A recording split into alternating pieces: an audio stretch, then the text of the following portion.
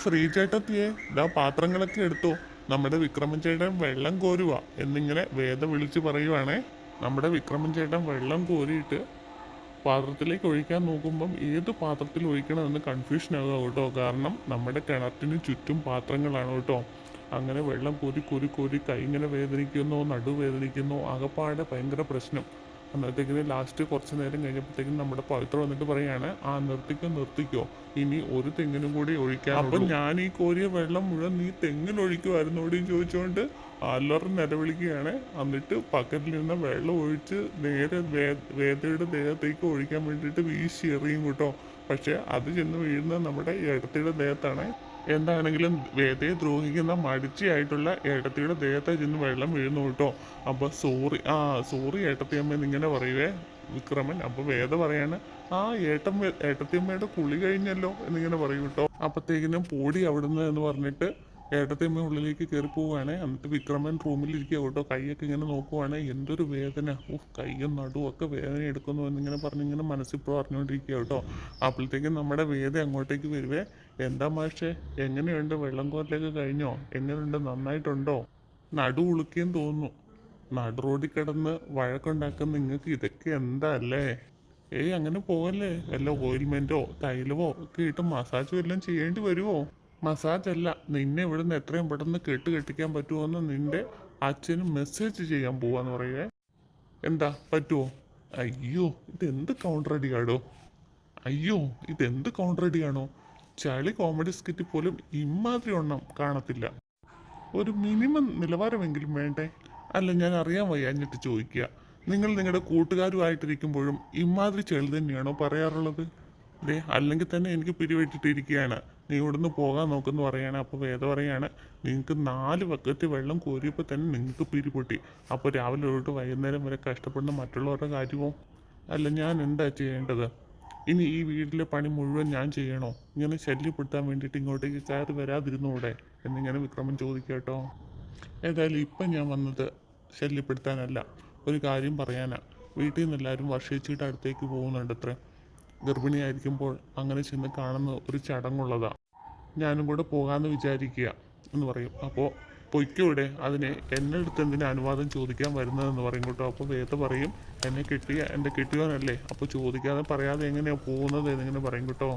ഓ, അനുവാദം ചോദിച്ചിട്ടല്ലോ നീ ഇങ്ങോട്ടേക്ക് വന്നത്, അപ്പോൾ പിന്നെ പോകാനും എന്നോട് ചോദിക്കേണ്ട കാര്യമില്ല എന്നിങ്ങനെ പറയുവേ.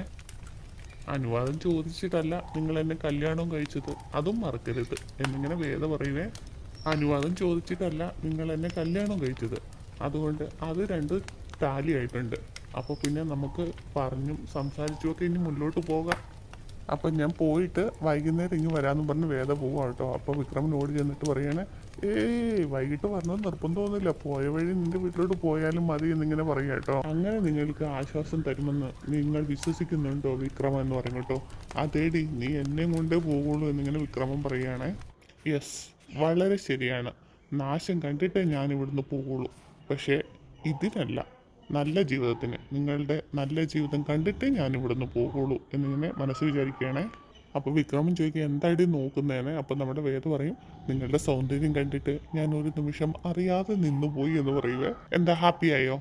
എൻ്റെ ദൈവമേ, ഇങ്ങനെ ഒരു വെട്ടുപോത്തിനോടാണല്ലോ ഞാൻ അനുവാദം ചോദിക്കാനായിട്ട് വന്നത്. അപ്പോൾ വിക്രമൻ, വെട്ടുപോത്ത് നിൻ്റെന്നും പറഞ്ഞ് കൈ കൊന്നുവേ.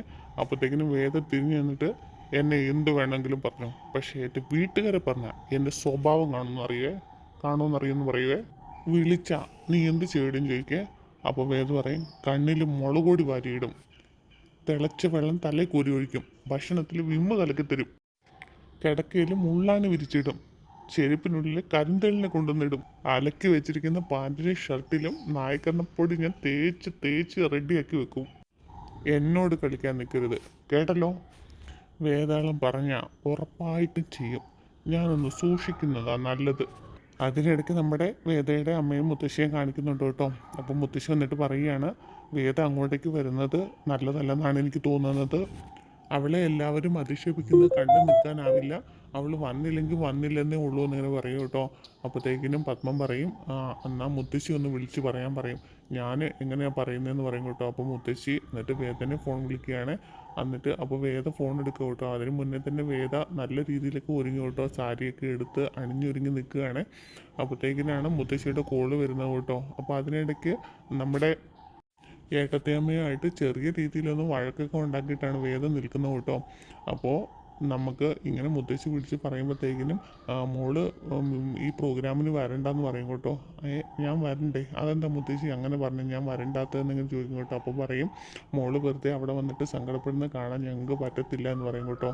അപ്പം വേദ പറയും, അതിനിപ്പോൾ എന്താ അവരങ്ങനെ പറയുന്നുള്ള കാര്യം നമുക്കറിയാമല്ലോ, അപ്പോൾ പിന്നെ ഇവിടെ നിന്നൊന്നും പ്രതികരിക്കാതിരുന്നാൽ മതിയല്ലോ, കുഴപ്പമൊന്നും ഉണ്ടാവില്ലല്ലോ എന്ന് പറയുവേ.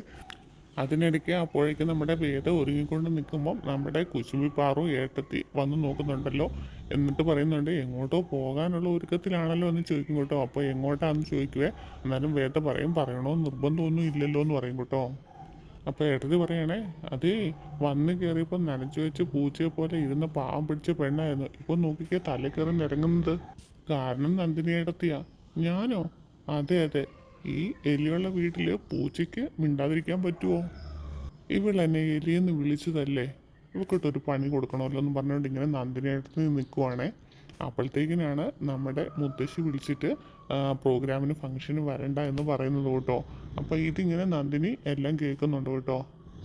പെട്ടെന്ന് നന്ദിനി പറയുകയാണെ, ഒരുങ്ങിക്കെട്ടി അങ്ങോട്ടേക്ക് ചെല്ലാനായിട്ട് ഒരുങ്ങിയപ്പോൾ അങ്ങോട്ട് ചെല്ലണ്ടെന്ന് പറഞ്ഞല്ലേ. എന്തായിരുന്നു ഭാവം?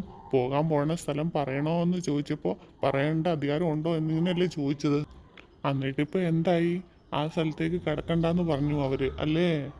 എടി, നിന്റെ അച്ഛനും നിന്റെ വീട്ടുകാരും എല്ലാം നിന്നെ നടത്തൽ കഴിഞ്ഞു. ഇവിടെയും ഇനി നിനക്ക് അത്ര പെട്ടെന്നൊന്നും സ്ഥാനം കിട്ടുമെന്ന് നോക്കണ്ട. പിന്നെ വിക്രം നിന്നെ ഉടനെ എങ്ങും ഭാര്യയായിട്ട് അംഗീകരിക്കാൻ പോകുന്നില്ല. അപ്പം നിനക്ക് അച്ഛനും ഇല്ല, വീട്ടുകാരും ഇല്ല, ഭർത്താവും ഇല്ല, ഭർത്താവിൻ്റെ വീട്ടുകാരും ഉണ്ടാവില്ല. എടി എടി, നീ എന്താ എന്നെ പറഞ്ഞത്? ഒച്ചനലി എന്നോ?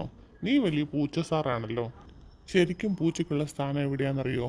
അടുക്കളപ്പുറത്ത്. അതായത് അടുക്കളയുടെ പുറകിൽ. അതായത് ഇവിടെ ബാക്കി വരുന്ന മുള്ളും ചെറുമ്പലും ഒക്കെ തിന്നിട്ട് മ്യാവും മ്യാവും എന്ന് പറഞ്ഞ് കരഞ്ഞിരിക്കത്തേ ഉള്ളൂ നീ. അപ്പോഴത്തേക്കിനും വേദയ്ക്കങ്ങ് സങ്കടം സഹിക്കാനാവാതെ പൊട്ടുമെന്നായി കേട്ടോ. അവൾ നേരെ പോയിട്ട് ഫ്രണ്ടിൽ പോയിരിക്കും, ഉമ്മർത്ത് പോയിരിക്കുക. അപ്പോഴത്തേക്കിനും നമ്മുടെ വിക്രം ഇങ്ങനെ കഥ തുറന്ന് അപ്പുറത്തുനിന്ന് വരും കേട്ടോ. അപ്പോൾ വേദയുടെ അവസ്ഥ നന്നായിട്ടില്ല, പന്തിയില്ല എന്ന് കണ്ടിട്ട് വേദയുടെ അടുത്ത് വന്നിട്ട് അടുത്ത് നിന്ന് കുറച്ച് നേരം നിൽക്കും കേട്ടോ. എന്താ പറ്റിയേ, എന്താ കണ്ണ് കലങ്ങിയിട്ടുണ്ടല്ലോ എന്ന് ചോദിക്കും കേട്ടോ. അപ്പോൾ വേദ പറയും, കണ്ണിൽ കരട് പോയതാന്ന് പറയും കേട്ടോ. അപ്പോൾ വേദ കണ്ണിൽ കരട് പോയതാണെങ്കിൽ സൗണ്ട് ഇടറത്തില്ലല്ലോ എന്ന് പറയും കേട്ടോ. എനിക്ക് അങ്ങനെയാന്ന് പറയുവേ. അപ്പോഴത്തേക്ക് നമ്മുടെ വിക്രമം പറയുവേ, ഒരുങ്ങി ചെല്ലാനായിട്ട് ഉദ്ദേശിച്ച സ്ഥലത്തേക്ക് ചെല്ലണ്ടെന്ന് അവർ പറഞ്ഞു അല്ലേ എന്ന് പറയും കേട്ടോ. അങ്ങനെയാന്ന് പറയാനും മുടക്കമൊന്നും ഇല്ലല്ലോ എന്നൊക്കെ പറഞ്ഞിട്ട് വേദം നേരെ വിക്രമൻ്റെ റൂമിലേക്ക് പോവേ. അവിടെ ചെന്നിങ്ങനെ കരഞ്ഞുകൊണ്ടിരിക്കും കേട്ടോ. ഇങ്ങനെ സങ്കടത്തോടെ ഇരിക്കുക. എന്നിട്ടേക്കിനും വേദയുടെ അടുത്തോട്ട് നമ്മുടെ വിക്രമനും റൂമിലോട്ട് കയറി വരും കേട്ടോ. എന്നിട്ട് അവിടെ എവിടെ ഇരുന്നാലും, അവിടെ അപ്പുറത്ത് എവിടെ ഇരുന്നാലും നന്ദിനിയായിട്ട് എൻ്റെ പുറകെ വന്ന് അതും ഇതും പറയും. അതുകൊണ്ടാണ് ഞാൻ ഇവിടെ വന്നിരിക്കുന്നത്, എന്നെ ശല്യപ്പെടുത്തല്ലേ, ഒന്ന് ഇറങ്ങി പോവുകയും ചോദിക്കുക. അപ്പം വിക്രമൻ അങ്ങ് ഭയങ്കര സങ്കടം വന്നിട്ട് അവളുടെ അടുത്ത് തന്നെ നിൽക്കുക കേട്ടോ. അതിനുശേഷം നമ്മുടെ വിക്രമൻ്റെ അച്ഛൻ ഇലക്ട്രിസിറ്റി ബില്ല് അടയ്ക്കുന്നതിന് വേണ്ടി ഇലക്ട്രിസിറ്റി ഓഫീസിലേക്ക് വരികയാണ്. അപ്പം ഇലക്ട്രിസിറ്റി മാനേജർ അവിടെ അച്ഛൻ്റെ മാഷിൻ്റെ ഫ്രണ്ടാണ് കേട്ടോ. അപ്പോൾ മാഷിൻ്റെ അടുത്ത് വന്നിട്ട് പറയുകയാണ്, എൻ്റെ മോൻ ഇന്നലെ ഒരു തെറ്റ് കാണിച്ചു, ഇലക്ട്രിസിറ്റി ബില്ല് അടയ്ക്കാനുള്ള പൈസ ഇന്നലെ കൊടുത്തയച്ചതാണ്, പക്ഷേ അവനത് അടയ്ക്കാൻ സാധിച്ചില്ല, അത് പോരാഞ്ഞിട്ട് അവൻ കറണ്ട് കട്ടെടുക്കുകയും ചെയ്തു എന്നിങ്ങനെ പറയും. എൻ്റെ മാഷി, അപ്പോൾ അതൊന്നും കാര്യം പതിയെ പറ, മറ്റുള്ളവർ കേട്ടെന്നാൽ ഇതൊക്കെ ഭയങ്കര പ്രശ്നമാകുമെന്ന് പറയും കേട്ടോ. അങ്ങനെയൊന്നും അതൊന്നും ചെയ്യാനായിട്ട് അനുവാദം ഇല്ലാത്ത കാര്യമാണ്, അപ്പോൾ ഫൈൻ അടയ്ക്കാമെന്ന് പറയും കേട്ടോ. അപ്പോൾ ഫൈൻ അടയ്ക്കുന്നതൊന്നും അത്ര നല്ല കാര്യമാണ്, എന്നാൽ പിന്നെ നാട്ടുകാർക്ക് എല്ലാവർക്കും ഇതുപോലെ കറണ്ട് മോഷ്ടിച്ചിട്ട് വന്ന് ഫൈൻ അടിച്ചാൽ മതിയല്ലോ, അതൊക്കെ ജയിലിൽ പോകുന്ന കുറ്റകൃത്യമാണെന്നൊക്കെ പറയും കേട്ടോ. അപ്പോൾ ബില്ല് എന്നിട്ട് ഈ ബില്ലിൻ്റെ കാര്യമൊന്നും ഞാനൊന്ന് സ്റ്റാറ്റസ് ഒന്ന് ചെക്ക് ചെയ്യട്ടെ എന്ന് പറഞ്ഞിട്ട് നമ്മുടെ മാനേജർ ഇന്നൊരു മാനേജറിൻ്റെ അടുത്ത് പോയിട്ട് ചോദിക്കും കേട്ടോ. അപ്പോഴത്തേക്കിനും പറയും, ഈ ബില്ല് അടച്ചല്ലോ എന്ന് പറയുവേ. എന്നിട്ട് മാഷിനെ വിളിച്ച് പറയും കേട്ടോ, മാഷെ ഈ ബില്ല് അടച്ചതാണ്, ക്ലിയർ ആയിട്ടുണ്ടെന്ന് പറയും കേട്ടോ. അപ്പോൾ അടച്ചോ, അതാരാ അടച്ചത്? ഓൺലൈനായിട്ടാണ് ട്രാൻസാക്ഷൻ വന്നതെന്ന് പറയും കേട്ടോ. അപ്പോഴത്തേക്കിനും എന്നാൽ ശരി, എന്നാൽ ഞാൻ പോട്ടെ എന്ന് പറഞ്ഞിട്ട് മാഷ് നേരെ വീട്ടിലേക്ക് ചെല്ലും. അപ്പോൾ വീട്ടിലേക്ക് ചെന്ന് കഴിയുമ്പോഴത്തേക്കിനും എല്ലാവരെയും വിളിക്കും കേട്ടോ. വിളിക്കുമ്പോഴത്തേക്കിനും നിൻ്റെ പുതിയ മരുമകൾ എന്തേ, പുതിയ മരുമകളെയാണ് എനിക്ക് കാണേണ്ടതെന്ന് പറയും. അങ്ങനെ പുതിയ മരുമകളും വരും കേട്ടോ. എന്നിട്ട് അവിടെ നിൽക്ക്, നീ ഒരു നിമിഷം നിൽക്കുക എന്ന് പറഞ്ഞിട്ട് അച്ഛൻ മുറിക്കുള്ളിലേക്ക് പോവുകയെ. അന്നേരത്തേക്കിന് അച്ഛൻ മാഷിന് സമ്മാനമായിട്ട് നമ്മുടെ ആൾക്കാർ കൊണ്ടുവന്ന് കൊടുത്ത ഒരു പേന അവിടെ ഉണ്ട് കേട്ടോ. ആ പേന എടുത്ത് വേദയുടെ കൈ കൊടുത്തിട്ട് പറയും, ബാലമാഷിൻ്റെ കുടുംബത്തിന് മരുമക്കളുടെ കയ്യിൽ കൈ നീട്ടേണ്ടി വരുന്ന അവസ്ഥ ഇതുവരെ ഉണ്ടായിട്ടില്ല. അതുകൊണ്ട് നീ ഇത് വെക്ക്, ഞാൻ പൈസ ഉണ്ടാകുമ്പോഴത്തേക്കിനും അടുത്ത പ്രാവശ്യത്തെ പെൻഷൻ പൈസ വരുമ്പോഴത്തേക്കിനും ഞാൻ ഇത് തന്നിട്ട് പൈസ തന്നിട്ട് ഞാൻ ഈ പേന തിരിച്ചെടുത്തോളാം എന്ന് പറയും കേട്ടോ. അപ്പോൾ വേദയ്ക്ക് ഭയങ്കര സങ്കടമാകുകയാണേ.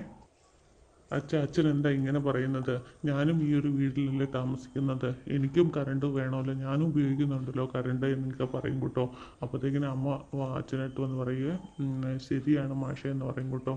അപ്പോഴത്തേക്കിനും എല്ലാവർക്കും ഭയങ്കര സങ്കടമാകും കേട്ടോ.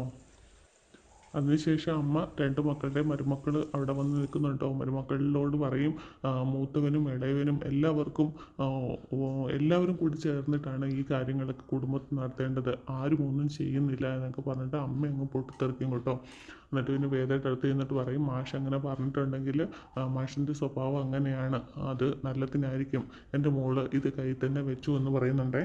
അതിനുശേഷം നമ്മുടെ വിക്രമനെയാണ് കാണിക്കുന്നത് കേട്ടോ. അപ്പോൾ ഇങ്ങനെ ഇതാരാ വരുന്നത്, നമ്മുടെ മാലതി ചേച്ചി വന്നിങ്ങനെ ചോദിക്കും കേട്ടോ. അപ്പോഴത്തേക്കിനും ആകപ്പാടെ ഒന്ന് ഭയന്നിട്ടാണ് ചോദിക്കുന്നത് വിക്രമൻ. അപ്പോൾ ഫ്രണ്ട് പറയാണ്, മാലതി ചേച്ചി വന്നെങ്കിൽ തീർച്ചയായിട്ടും നീയുമായിട്ട് കണക്റ്റുള്ളതായിരിക്കും എന്ന് പറയും കേട്ടോ. അപ്പം മാലതി ചേച്ചി എന്നോട് വിശേഷ സുഖമാണെന്നൊക്കെ ചോദിച്ചിട്ട് വിക്രം അങ്ങോട്ടേക്ക് ചെല്ലുവാണ്. എന്നിട്ട് എന്താ വന്നതെന്ന് ചോദിക്കും. ഇവിടെ നമ്മുടെ സാറിനെ ഒന്ന് കാണാനാണ് വന്നതെന്ന് പറയും കേട്ടോ. അപ്പോൾ സാറ് ഇവിടെ ഇല്ല, വെളിയിൽ പോയിരിക്കുക എന്ന് പറയേ.